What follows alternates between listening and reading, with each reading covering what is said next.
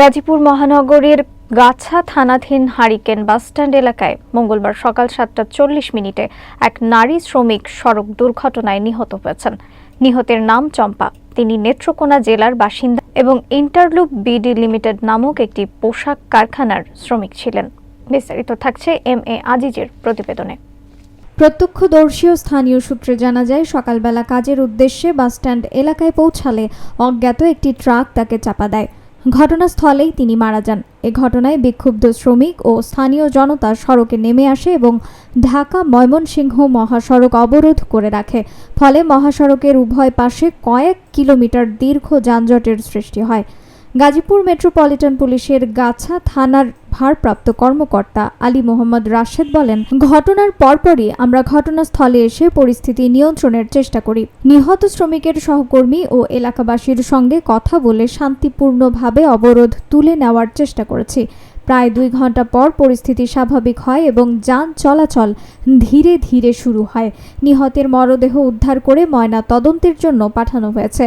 ঘটনার তদন্ত চলছে বলে জানিয়েছে পুলিশ। সকল শ্রমিকবৃন্দ সবাই ঐক্য হয়েছে।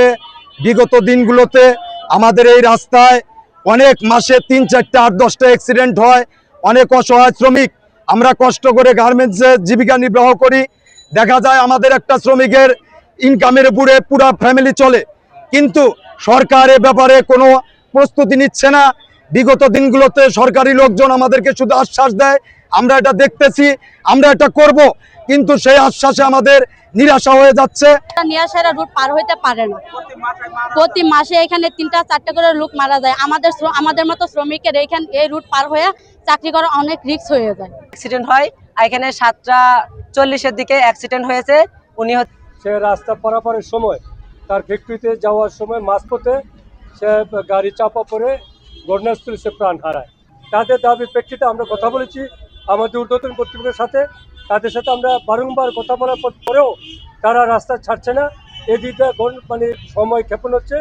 পরবর্তীতে আপনার 2 দিকেই বিশাল রাস্তার যানজট সৃষ্টি হয়। এক পর্যায়ে তারা গাড়ি ভাঙচুর শুরু করে। আমরা তাদেরকে অনুরোধ করি যে তোমরা নাশকতা যাবেন না। আমরা চেষ্টা করতেছি আপনাদের দাবিগুলো যথাযথ কর্তৃপক্ষকে বলে যাতে ব্যবস্থা নেওয়া হয়।